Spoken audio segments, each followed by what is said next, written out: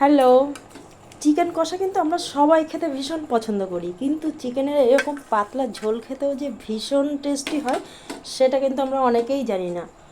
তো চলুন বেশি কথা না বাড়িয়ে শুরু করছি আজকের রেসিপি, চিকেনের পাতলা ঝোল।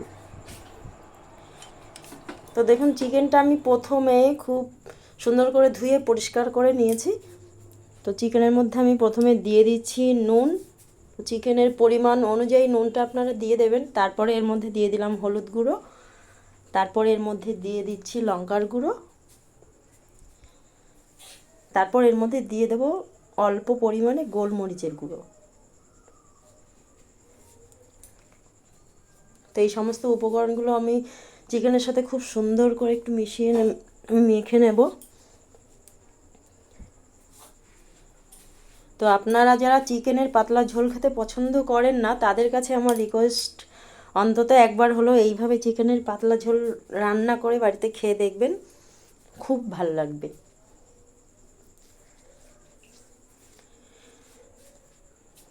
তো চিকেনটা মেখে আমি ওইভাবে ঢাকা দিয়ে রেখে দিয়েছি 10 মিনিট।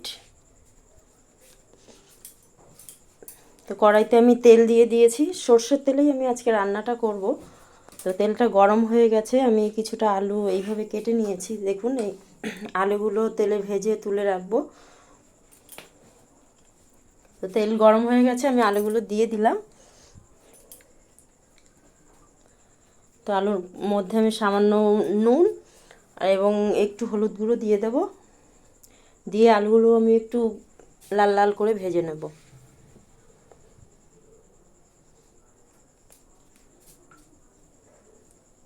তো গ্যাসের ফ্লেমটা আমি হাইতে রেখেই ভেজে নিচ্ছি আলুটা।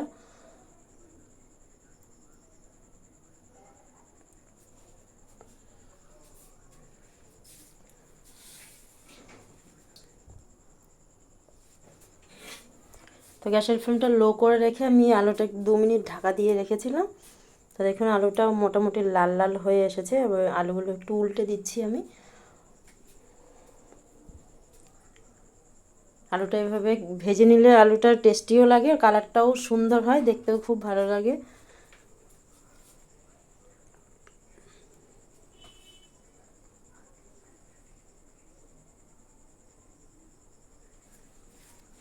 তো আলুগুলো দেখুন আমার ভাজা হয়ে গেছে। এবার আলুগুলো আমি তুলে নেব, আর এই তেলের মধ্যেই আমি চিকেনটা রান্না করে নেব। তো দেখুন, যে চিকেনটা রেখেছিলাম আমি মেখে, তো চিকেনগুলো আমি অল্প অল্প করে তেলের মধ্যে আলুটা যেমন ভেজে নিয়েছি তেমন খুব সুন্দর করে ভেজে নেব। চিকেনটা সব একবারে দেবো না, আমি অল্প অল্প করে দিয়ে উল্টে উল্টে ভেজে নেব, সুন্দর করে লাল লাল করে ভেজে তুলে রাখবো।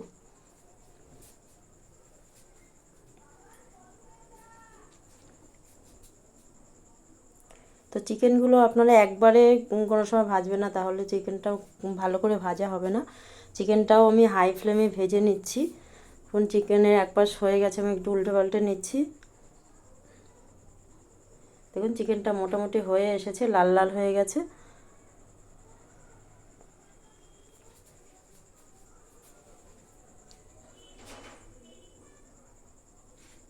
একটা চিকেনগুলো আমার ভাজা হয়ে গেছে, দেখুন লাল লাল হয়ে গেছে। এবার আমি চিকেনগুলো তুলে নিচ্ছি।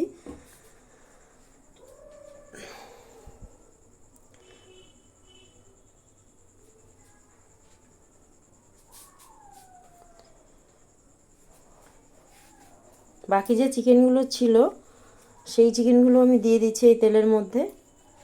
সেগুলো আমি একইভাবে ভেজে নেব, লাল লাল করে। সব চিকেনগুলো আমি একবারে দিইনি।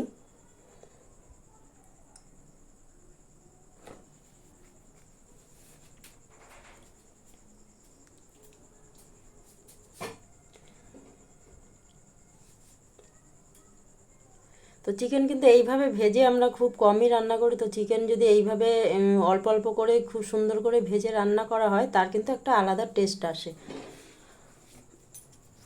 আপনারা এইভাবে একবার ট্রাই করে দেখবেন, আর রেসিপিটি যদি ভালো লাগে অবশ্যই বন্ধুদের কাছে হোক, প্রিয়জনদের কাছে হোক, আপনারা শেয়ার করবেন। আর যদি আপনাদের ইচ্ছে হয় তাহলে চ্যানেলটি সাবস্ক্রাইব করে আমার পাশে থাকবেন, যাতে পরে কোনো রেসিপি ছাড়লে আপনারা খুব তাড়াতাড়ি পেয়ে যান। তো এই চিকেনগুলো আমি ভেজে নিয়েছি, দেখুন চিকেনগুলো ভাজা হয়ে গেছে। এবার আমি তুলে নেব এক এক করে।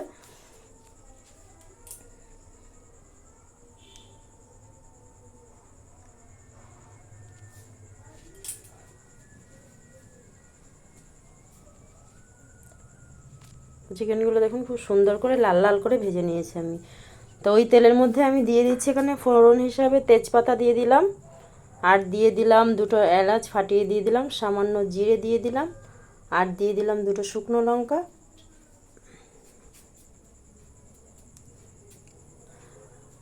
আর এর মধ্যে দু টুকরো দারচিনিও দিয়ে দিয়েছি আমি।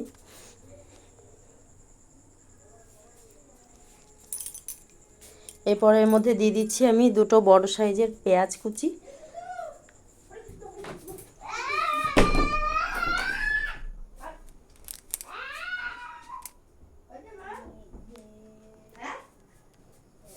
তো পেঁয়াজটা আমি একটু লাল লাল করে ভেজে নেব।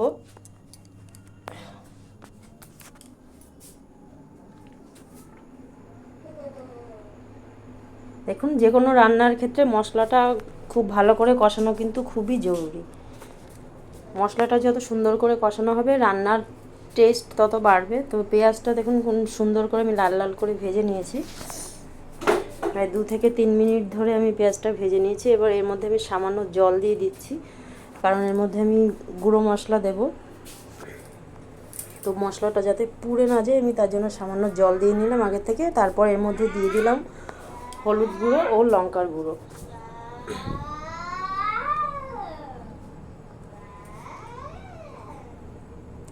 তো হলুদ লঙ্কার গুঁড়ো দিয়ে আমি পেঁয়াজের সঙ্গে মিশিয়ে নিলাম একটু।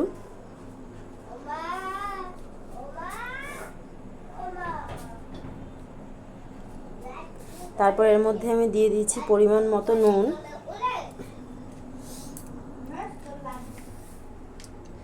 তারপর এর মধ্যে দিয়ে দিচ্ছি 1 চামচ রসুন বাটা। তারপর এর মধ্যে দিয়ে দিচ্ছি, এর মধ্যে আছে 1 ইঞ্চি পরিমাণ আদা আছে, আর 1 চামচ জিরে একসঙ্গে আমি পেস্ট করে রেখেছি, সেটা এর মধ্যে দিয়ে দিলাম। এবার এই মশলাটা দিয়েও খুব ভালো করে একটু কষিয়ে নিতে হবে, যতক্ষণ না পর্যন্ত মশলার কাঁচা গন্ধ যাচ্ছে ততক্ষণ পর্যন্ত মশলাটাকে কষিয়ে নিতে হবে।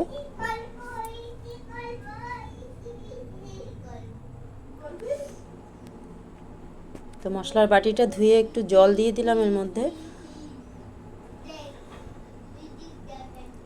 তো মশলাটা দেখুন কষানো হয়ে গেছে, আমার মশলা থেকে তেল ছেড়ে দিয়েছে। দেখুন এইভাবে যখন মশলা থেকে তেল ছেড়ে দেবে তখনই বোঝা যাবে। আর এখানে দিয়ে দিলাম একটা বড় সাইজের টমেটো আমি পেস্ট করে রেখেছি, সেটা দিয়ে দিলাম। টমেটোটাকেও ভালো করে কষিয়ে নেব যতক্ষণ না পর্যন্ত টমেটোর কাঁচা গন্ধটা যাচ্ছে, ততক্ষণ পর্যন্ত টমেটোটা কষিয়ে নিলাম। সমস্ত মশলা খুব সুন্দরভাবে কষানো হয়ে গেছে। এরপরে আমি আগে থেকে ভেজে রাখা আলু এবং চিকেনের পিসগুলো সব দিয়ে দিলাম এর মধ্যে, দিয়ে আরও একটু আমি নাড়াচাড়া করে আরও একটু কষিয়ে নেব।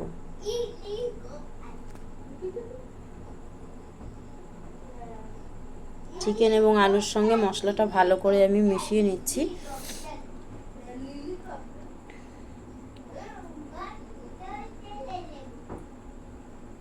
এই সময় আমি গ্যাসের ফ্লেমটা হাই করে দিয়েছি।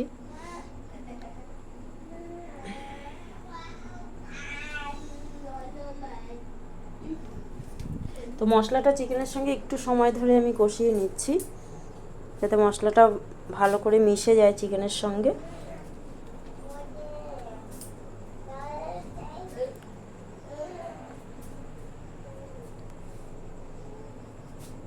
তো চিকেনের সঙ্গে মশলাটা আমি প্রায় 2 মিনিট ধরে কষিয়ে নিলাম।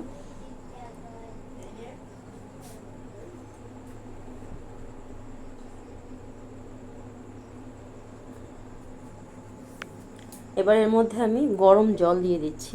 আমি বেশিরভাগ রান্নার ক্ষেত্রে গরম জলটাই ইউজ করি। এর ক্ষেত্রে দেখবেন ঝোলটাও খুব তাড়াতাড়ি ফুটে ওঠে। দেখুন ঝোলটা দেওয়ার সঙ্গে সঙ্গে ফুটে উঠেছে।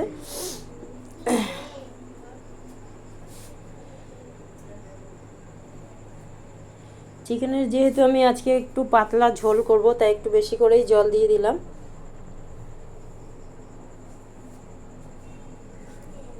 চিকেনটা কষা কষা হবে না, আজকে ঝোল ঝোল হবে। তো দেখুন চিকেনের কালারটা এখনই কত সুন্দর হয়ে এসেছে। আলুটা আমার ভাজার সময় প্রায় 50 থেকে 60% সিদ্ধ হয়ে গেছে। তো একটু বাকি ছিল, এখন সেটা সিদ্ধ করে নেব। তো একটু নাড়াচাড়া দিয়ে ঝোলটা দেখুন ফুটে উঠেছে, একটু নাড়াচাড়া দিয়ে আমি একটু গ্যাসের ফ্লেমটা কমিয়ে দিয়ে ঢাকা দিয়ে দিলাম। এখন পুরো 5 থেকে 6 মিনিট পর্যন্ত আমি গ্যাসের ফ্লেম লো করে ঢাকা দিয়ে রেখেছিলাম।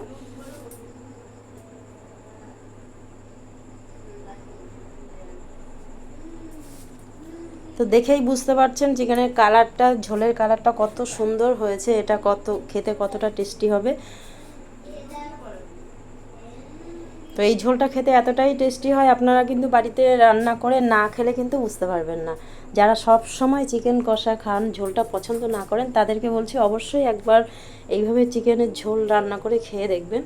তো এর মধ্যে আমি 2টো চেরা কাঁচা লঙ্কা দিয়ে দিলাম, আর দিয়ে দিচ্ছি 1 চামচ গরম মশলার গুঁড়ো, আর একদম অবশেষে এর মধ্যে দিয়ে দিচ্ছি 1 চামচ ঘি। অবশ্যই আপনারা ঘি যারা পছন্দ না করেন দেবেন না, তবে ঘিয়ের ফ্লেভারটা আমার ভীষণ ফেভারিট। তো বেশিরভাগ রান্নার ক্ষেত্রে আমি দিয়ে থাকি, ওই জন্য শেষে ঘিটা। তো রান্না কিন্তু আমার মোটামুটি একদম কমপ্লিট। তো আপনাদের কাছে রিকোয়েস্ট রইল, রান্নাটি ভালো লাগলে অবশ্যই আপনাদের প্রিয়জনদের কাছে শেয়ার করবেন এবং ভিডিওটিতে একটি লাইক করে দেবেন। তো সম্পূর্ণ ভিডিওটি স্কিপ না করে দেখার জন্য আপনাদেরকে অসংখ্য ধন্যবাদ। তো আজকের ভিডিও আমার এই পর্যন্তই।